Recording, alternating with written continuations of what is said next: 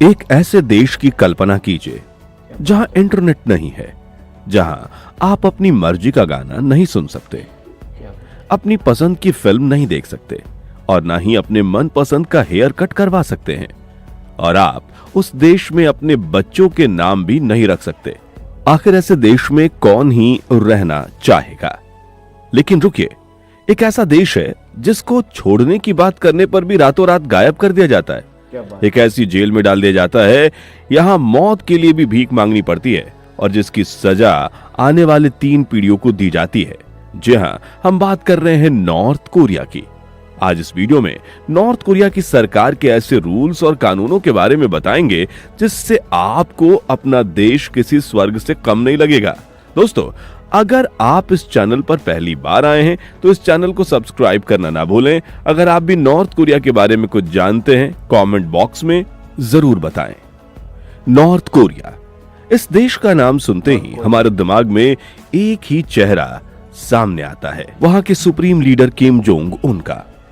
2.5 करोड़ की आबादी वाले देश नॉर्थ कोरिया का यह अकेला आदमी चलता है। पूरे देश के एक एक नागरिक पर कड़ी नजर रखी जाती है। वो क्या खाते हैं, क्या सोचते हैं और किस बात से डरते हैं। आज के इस वीडियो में हम नॉर्थ कोरिया के आम नागरिक की जिंदगी की हर सच्चाई के बारे में जानेंगे। चलिए शुरू करते हैं। सरकार का पूरा कंट्रोल। नॉर्थ कोरिया को समझने के लिए सबसे पहले उसकी सरकारी विचारधारा को समझना जरूरी है। हम विचारधारा का नाम जूचे, इसका सीधा सा मतलब है आत्मनिर्भरता। कागजों पर यह सुनने में बहुत अच्छा लगता है कि देश हर चीज के लिए खुद पर निर्भर है, लेकिन असलियत में इसका इस्तेमाल लोगों को बाकी दुनिया से काट कर रखने के लिए किया जाता है। बचपन से ही हर नागरिक के दिमाग में यह बात डाली जाती है कि नॉर्थ कोरिया दुनिया का सबसे महान देश है और इसके सुप्रीम लीडर भगवान का रूप है। उन्हें सिखाया जाता है कि अमेरिका और साउथ कोरिया उनके सबसे बड़े दुश्मन हैं जो उन्हें बर्बाद करना चाहते हैं। इसलिए देश को बचाने के लिए लीडर की हर बात मानना उनका सबसे बड़ा कर्तव्य है। हर घर में, हर स्कूल में, हर ऑफिस में आपको देश के पिछले और मौजूदा लीडर्स किम इल सुंग, किम जोंग इल और किम जोंग उन की तस्वीर दीवार पर लगी मिलेगी। आपको बता दें, इन तस्वीरों को साफ रखना और इनका सम्मान करना हर परिवार की जिम्मेदारी है। क्या बात है। देश में रहने का नियम। नॉर्थ कोरिया में आपकी जिंदगी कैसी होगी यह आपकी काबिलियत से ज्यादा आपके सोंगबून पर निर्भर करता है। सोंगबून एक तरह की सामाजिक वर्गीकरण की व्यवस्था है जो हर परिवार को उनकी राजनीतिक वफादारी के आधार पर 3 हिस्सों में बांटता है। मुख्य वर्ग या सबसे ऊपर के लोग हैं। इनके पूर्वजों ने किम वंश के लिए काम किया था या वो पार्टी के वफादार सदस्य थे। इन लोगों को राजधानी प्योंगयांग में रहने का मौका मिलता है। उन्हें सबसे अच्छी नौकरियां, अच्छा खाना और बेहतरीन सुविधाएं मिलती हैं। अस्थिर वर्ग या बीच के लोग हैं। इन पर ना ज्यादा भरोसा किया जाता और ना ही इन पर शक। इनकी जिंदगी आम होती है और ये हमेशा कोशिश करते हैं कि वो कुछ ऐसा करें जिससे उनका सोंगबून खराब हो जाए।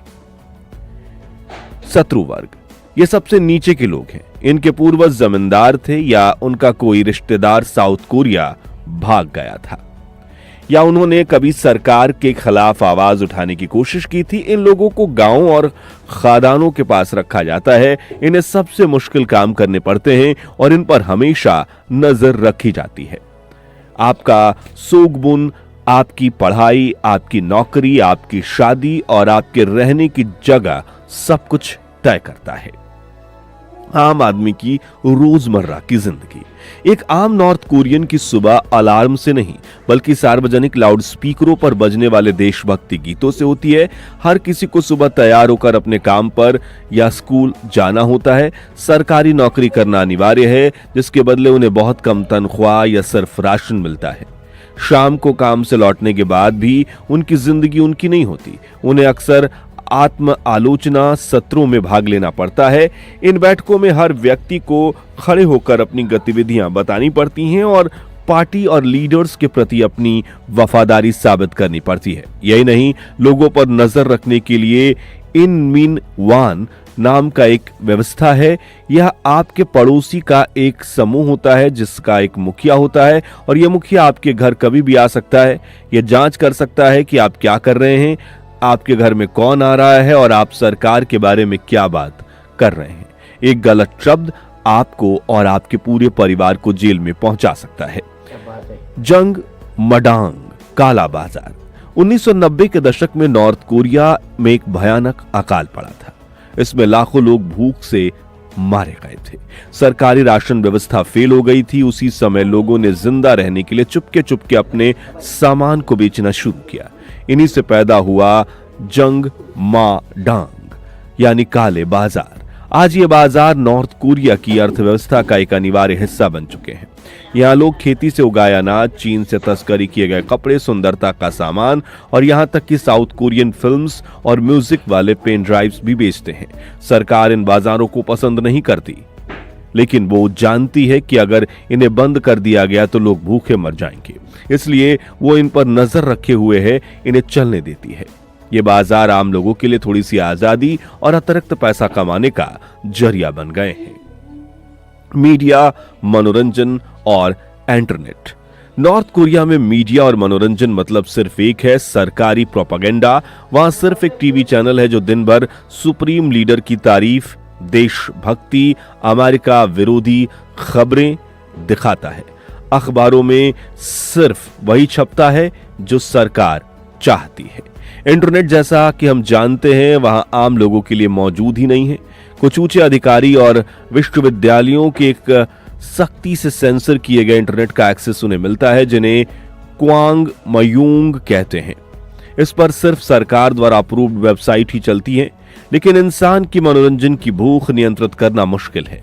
लोग चीन से तस्करी की हुई यूएसबी ड्राइव्स और एसडी कार्ड्स पर साउथ कोरियन ड्रामा, हॉलीवुड फिल्में, के पॉप म्यूजिक देखते हैं और सुनते हैं। एक बहुत बड़ा जुर्म है। अगर आप ऐसी कोई चीज देखते हुए पकड़े गए तो आपको सालों के लिए जेल में भेजा जा सकता है। फिर भी लोग अपनी जान जोखिम में डालकर ये सब करते हैं, क्योंकि ये सब उनके लिए बाहरी दुनिया में झांकने की एक खिड़की है। देश से भागने का खतरा। इस घुटन भरी जिंदगी से निकलने का सिर्फ एक ही रास्ता है, देश से भागना। लेकिन यह रास्ता मौत का रास्ता हो सकता है। नॉर्थ कोरिया की सीमा पर बिजली की बाड़ें, बारूदी सुरंगें और सैनिक तैनात रहते हैं। आपको बता दें कि भागने का सबसे आम रास्ता चीन से होकर है। तुमेन नदी पार करिए और भाग जाइए। अगर कोई भागते हुए पकड़ा गया तो उसे या तो गोली मार दी जाती है या खतरनाक काल कोठरियों में भेज दिया जाता है, जो नर्क से कम नहीं है। वहां उनमें 12 से 14 घंटे काम कराया जाता है। उन्हें तरह तरह की यातनाएं दी जाती हैं और पेट भर खाना भी नहीं मिलता। और सबसे खतरनाक है 3 पीढ़ियों की सजा। आपको बता दें कि इसके मुताबिक अगर एक व्यक्ति कोई बड़ा जुर्म करता है, जैसे देश से भागना, तो उसकी सजा उसके बच्चों और पोतों को भी भुगतनी पड़ती है। उन्हें भी जेल में पैदा होकर वहीं मरना पड़ता है। इसके बावजूद हर साल हजारों लोग अपनी जान पर खेलकर भागते हैं और साउथ कोरिया या अन्य देशों में शरण लेते हैं। तो दोस्तों, ये थी नॉर्थ कोरिया के एक आम इंसान की जिंदगी की एक झलक। एक ऐसी जिंदगी जो डर, प्रोपेगेंडा और नियंत्रण के साये में चलती है, लेकिन जिसमें जिंदा रहने की उम्मीद और आजादी की चाहत भी है। आप नॉर्थ कोरिया के बारे में क्या सोचते हैं? क्या आपको लगता है कि वहां कभी बदलाव आएगा? अपने विचार नीचे कमेंट्स में जरूर बताएं। अगर आपको यह वीडियो पसंद आया हो तो इसे लाइक करें और अपने दोस्तों और परिवारों के साथ शेयर करें, ताकि उन तक भी यह जानकारी पहुंच सके। अगले वीडियो तक अपना ख्याल रखें। धन्यवाद।